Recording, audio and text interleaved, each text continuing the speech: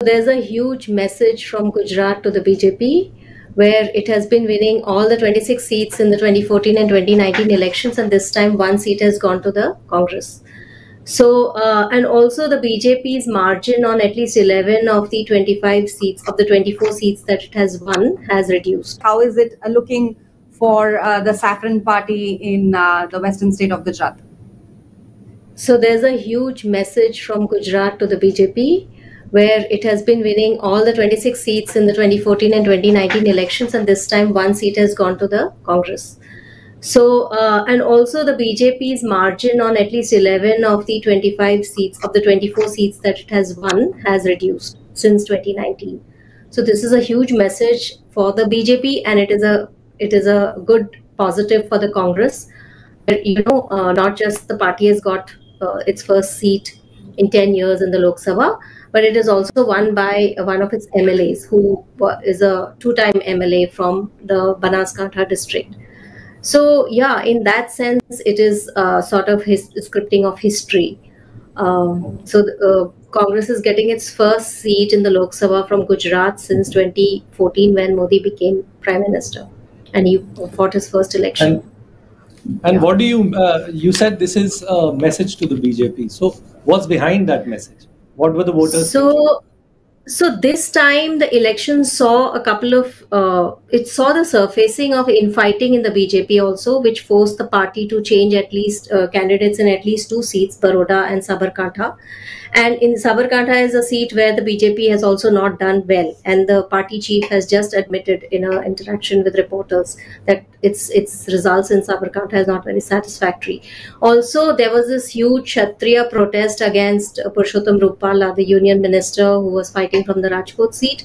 And in spite of the demands by the community to replace him, the party refused to replace him.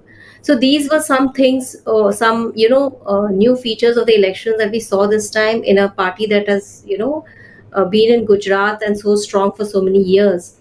Then the other new thing we saw in this election, it's a first, was that one seat went to the BJP uncontested, which is Surat. I think it was the first seat to be declared in the country out of the 543. So these were some things. So as Geniben has said in her first reaction after she saw herself winning, she has said that this is bringing down the arrogance of the BJP, which is what the Congress campaign also was about. That inka ahankar ko mitana hai ya khatam karna hai. So that, I think, that may be a message for the BJP. And the BJP itself, the Chief Minister Bhupendra Patel and the party chief Patil have said that they have expressed pain at this one loss of one seat, and they have said that we will have to do some introspection to see where we went wrong. So yeah, that is the message. Yeah. And since it's all about that one seat, why don't you tell us a little bit about who won that? So this seat is largely, a seat dominated by OBCs, which also includes Kshatriyas. But I think the fight got a bit polarized because Geniben belongs to the Thakur community, and the BJP candidate, who's a first-time candidate, was a Chaudhary. So Chaudharys are seen to be, in the creamy layer of the OBCs, among the OBCs. So the fight may have got polarized, and this was a very closely fought battle. We kept watching it, and every round the leads changed, and even now, if you see, the results have not yet been declared, but she's leading by about 30,000 votes, Geni Thakur.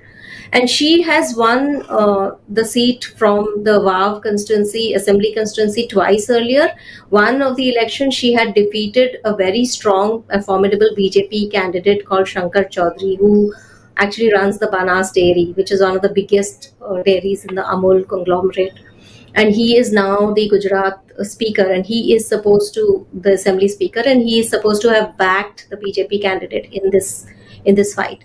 The BJP candidate was fighting her first election, and she is a professor of mathematics in a government college.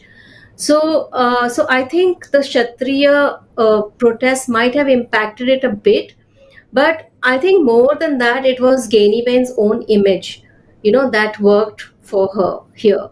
because she was seen as a people's person, always available, and which is why she had been winning the election. Of the 17 seats that the Congress has won, this was one of the seats, and she's the only woman MLA in the Congress party in the assembly. So yeah. And now I was speaking to our Madhya Pradesh correspondent. He was saying Madhya Pradesh is the new Gujarat, because that's the state where they've not lost any seats. So Not lost a single seat. losing this one seat, I mean, in any other scenario, a party would take it as a big win. Here, do you think any heads will roll? The CM, the state unit chief, what happens?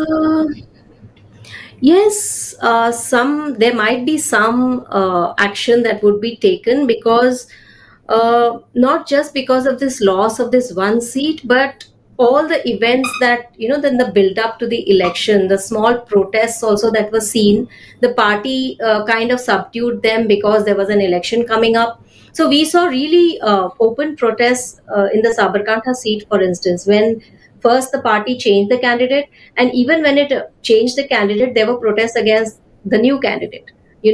And in Baroda, the protest came out openly. This candidate, this member of the BJP's National Women's Morcha, she came out openly against the BJP candidate, BJP's official candidate, who's a sitting MP.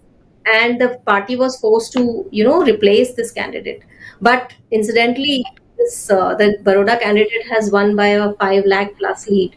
And also the other noticeable fact is that at least on four seats, the BJP has crossed the 5 lakh margin, when it had aimed to cross the 5 lakh margin on all the seats.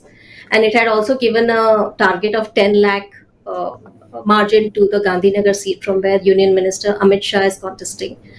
Of course, the other big thing is that this is Gujarat, from where Prime Minister Modi and several union ministers belong.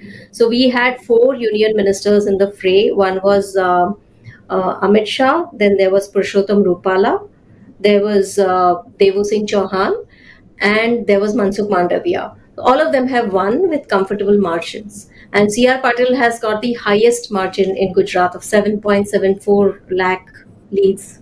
The election results have just been declared for the seat of Navsari, from where C.R. Patil was